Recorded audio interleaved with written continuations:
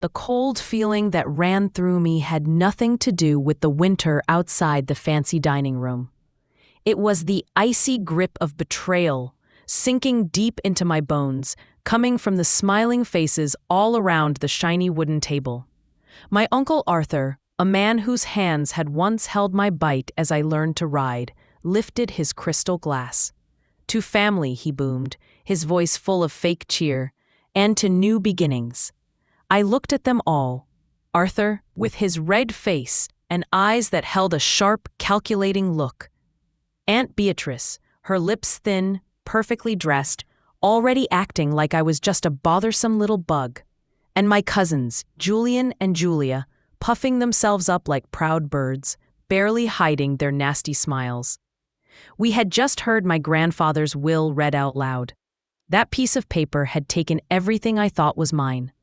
Everything my grandfather had promised, and given it all to them. My grandpa, Elias Vance, had started Vance Pharmaceuticals from nothing. He was a powerful man who built his own success, and his word was supposed to be gold. After my parents died too soon, he raised me. He poured all his knowledge, his passion, and his very heart into me. He taught me about running a business, about being honest, about leaving a legacy. He always used to say, "Clara, this is all for you. You are my heir, my true successor." And I, a young woman with a sharp mind and a loyal heart, believed him completely.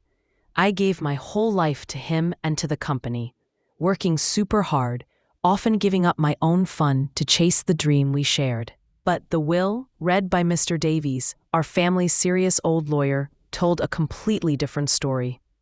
A short, cold sentence said that because of unexpected things and a new look at who could do the job best, most of Vance Pharmaceuticals, the huge Vance family home, and all the money in the bank were to be split evenly among Arthur, Beatrice, Julian, and Julia Vance.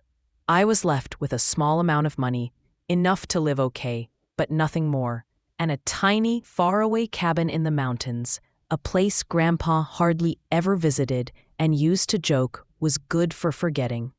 It didn't feel like a gift. It felt like I was being sent away.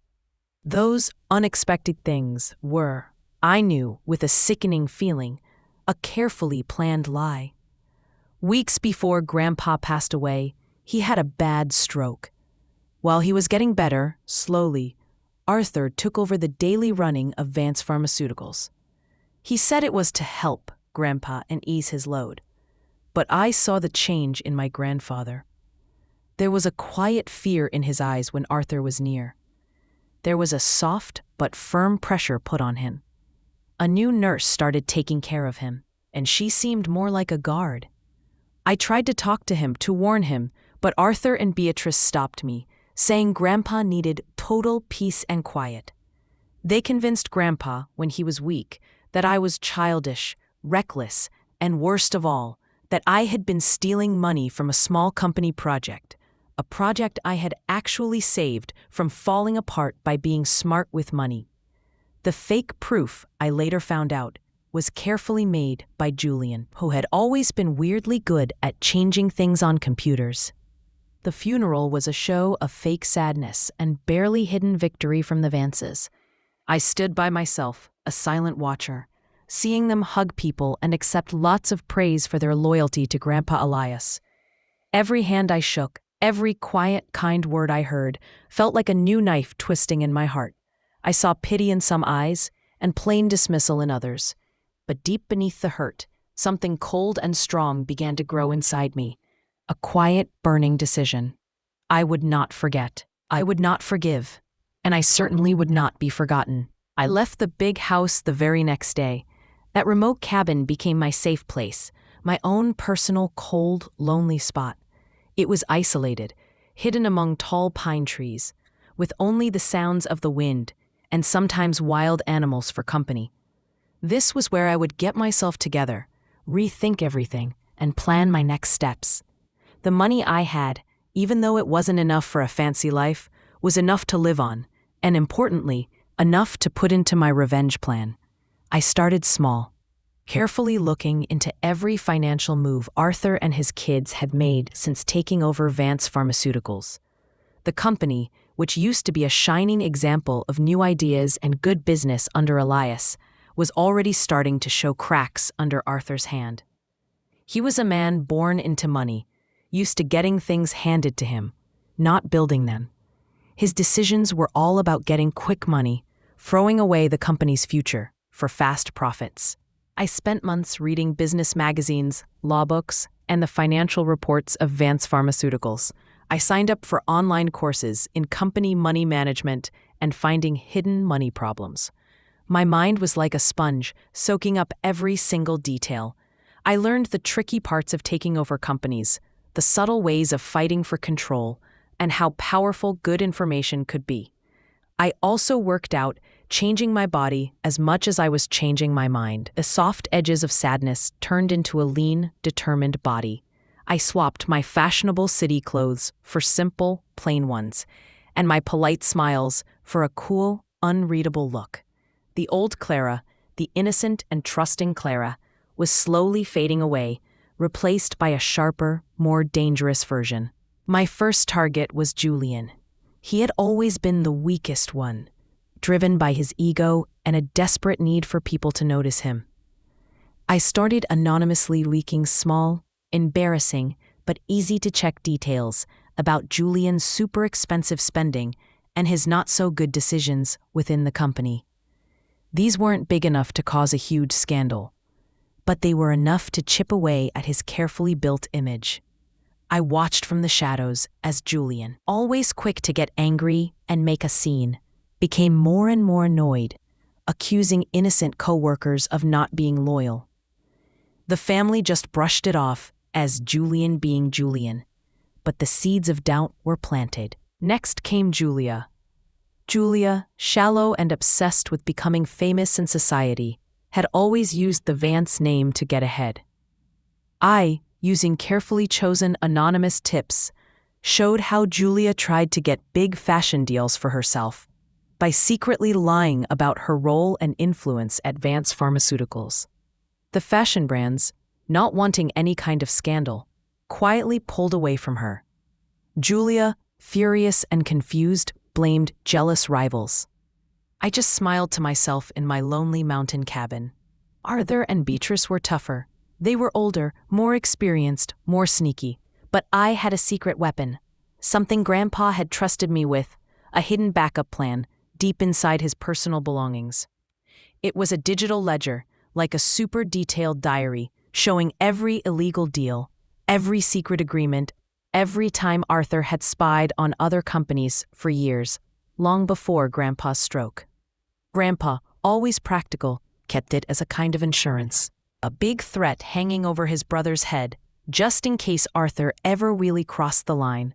He had shown it to me years ago, explaining how important it was, making me promise to only use it if the company or I was ever truly in danger from inside the family. That false accusation about me stealing money was the line.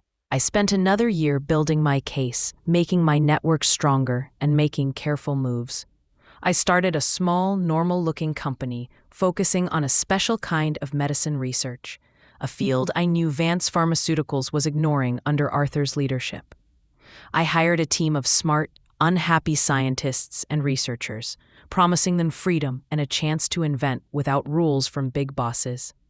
I paid for it by getting good at the stock market, having invested my small trust fund wisely and making steady, decent money. The cabin, once a place to hide, became my war room, full of computer screens, whiteboards covered in complicated drawings, and the quiet hum of ambition. My big move started quietly. I began buying small, seemingly unimportant blocks of Vance Pharmaceutical stock through different secret accounts. Slowly, I gathered shares, like a rising tide. The market barely noticed, thinking the small changes were just normal buying and selling. Meanwhile, Arthur, blind because of his quick profits, was making more and more risky investments, using the company's money to pay for his fancy lifestyle and Julian's terrible side projects. He was eating away at the very foundation Grandpa had built. One cold autumn morning, I, no longer a sad niece but a powerful opponent, came back into the world I had been kicked out of. I showed up at the Vance Pharmaceuticals yearly shareholder meeting, not as a guest, but as a major shareholder. My collected shares gave me a big, though not yet controlling, part of the company. The gasps were loud. Arthur's face, usually calm, turned pale. Beatrice's thin lips practically disappeared. Julian and Julia looked like they had seen a ghost. I, dressed in a sharp, perfectly fitting suit that showed quiet strength, took my seat with a tiny nod to Mr. Davies. For the first time since Grandpa's funeral, a flicker of approval crossed his serious face. The meeting started. Arthur tried to make it look like everything was successful and stable, but I had done my homework. When it was time for questions, I stood up. My voice, calm and clear, filled the room. I started to systematically break down Arthur's presentation, asking sharp questions about dropping profits in important areas, strange ways he spent money, and the company's growing debt. I showed data, numbers, and future predictions that completely went against Arthur's pretty picture. My questions were pointed, my voice steady, and my deep knowledge of the company's complex money matters was clear. Arthur stammered, got loud, and finally looked visibly flustered. The whispers in the room grew louder. Other shareholders who at first hadn't paid much attention now listened closely. I wasn't just asking questions.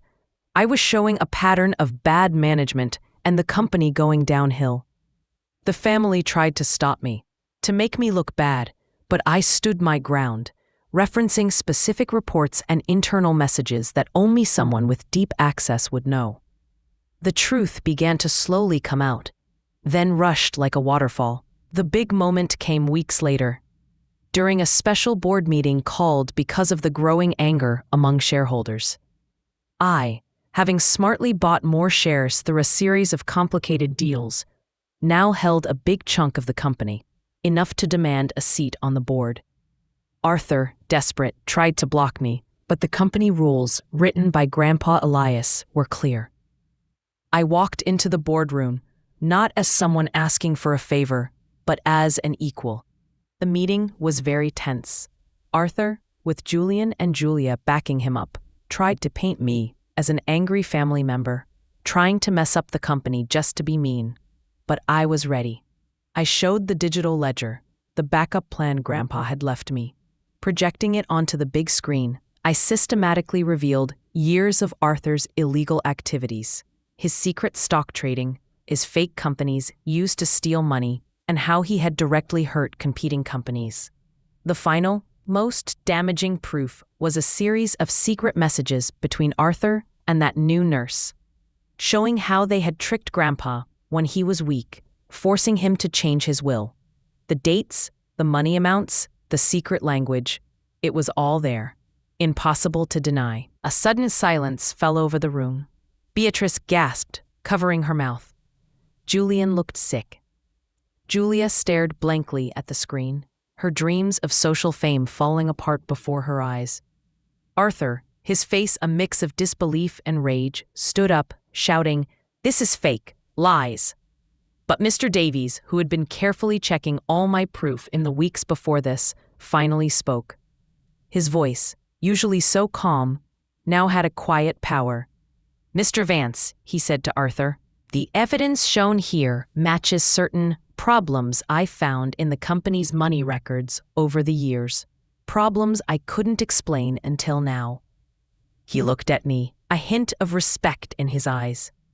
"This ledger, Ms. Vance, perfectly matches the hidden accounts I found during my recent deeper audit."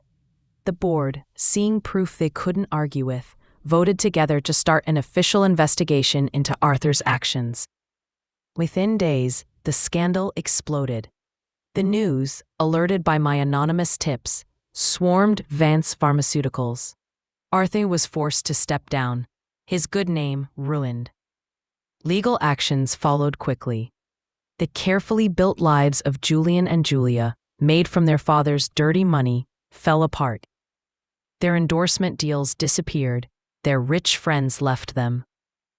And the comfortable future they had dreamed of just vanished. I didn't celebrate their public downfall, though. My revenge wasn't about destroying them, but about taking back what was mine. With Arthur out and the company struggling, I stepped forward. I laid out my plan for Vance Pharmaceuticals, a return to Grandpa Elias's original ideas of new inventions, honest business, and investing for the long term in research and development. I showed my own small, successful research company as proof of what I could do, explaining how its new ideas could bring Vance Pharmaceuticals back to life. I convinced the board, now desperate for a strong leader, to make me interim CEO. It was a huge job, rebuilding a company from the ashes of betrayal, but I was ready. I reorganized everything, made things run smoother, and put money back into the people and the research that truly mattered. I brought back experienced employees Arthur had pushed away and created a workplace of openness and trust. Months passed, then a year. The company slowly, steadily began to get better. Its stock, which had been falling fast, started to rise. I, the niece who was once scorned, was praised as a savior, a business genius. But my biggest victory was still coming, a twist so carefully planned, so completely devastating, that it would make sure the Vance family would never truly forget what they had done. The independent investigation into Arthur's actions finished, and the legal battle reached its peak. Arthur, facing huge fines and possibly jail time, was desperate. He offered a settlement, a deal, anything to avoid total shame and losing everything. I, through my lawyers, agreed to a surprisingly easy financial penalty for Arthur, far less than he deserved, and no jail time. Arthur, so relieved, quickly accepted. He thought he had escaped the worst, that I, despite how fierce I had been, had a little mercy in me. But the real twist was hidden in the small print of the settlement, a clause so subtle, so legally complex, that Arthur, in his rush and desperation, had missed it. It was a clawback rule, tied not to the money he had right then, but to future earnings and any family trusts. Specifically, it said that any money, inheritance, or gain that came from the original fraudulent will for any member of the Vance family, Arthur, Beatrice, Julian, and Julia, would have 90% of it taken back by Vance Pharmaceuticals. This money would then go into a new, totally open Elias Vance Innovation Fund, managed by me. Also, a secret agreement binding everyone involved stopped them from ever talking publicly about the details of the settlement or why Arthur lost everything. This meant no tell-all books, no dramatic interviews, just quiet, suffocating disappearance from the public eye. The true impact of this hit them months later. Arthur, already struggling with his ruined reputation and little money, found that every small attempt to restart his life, every tiny investment, every bit of money from a small trust was immediately hit by the clawback. Beatrice, who had always relied on her husband's money, found her own small inheritances from distant relatives mysteriously shrinking. Julian and Julia, having used up all their own money, tried to get to the trust funds Grandpa Elias had originally set up for them, small as they were, only to find them almost completely emptied by the clawback. They tried to sue, to fight, but the signed agreement was unbreakable, the legal words written with the precision of a doctor's knife by my new, tough legal team. They had signed away their future, without even knowing it, in their desperate scramble to avoid immediate ruin. The mountain cabin, once a symbol of my exile, became a place of quiet thinking. I sat there one evening, watching the first snowflakes of winter fall, a warm mug in my hands. Vance Pharmaceuticals was doing great, stronger than ever under my lead. The Elias Vance Innovation Fund was making amazing new discoveries. Its successes a testament to Grandpa's true legacy, clean and untouched by greed. And the Vance family, who had once celebrated sending me away, were now living lives of quiet, painful poverty, forever tied by the terms of a settlement they had so carelessly signed. Their revenge, I realized, wasn't in ruining them completely, but in their never-ending struggle, a constant, living reminder of their betrayal. I hadn't just taken back what was mine. I had made sure, that their own greed would be their never-ending punishment, a silent, unstoppable, and truly stealthy revenge. The cold feeling was gone now, replaced by a quiet, deep sense of peace.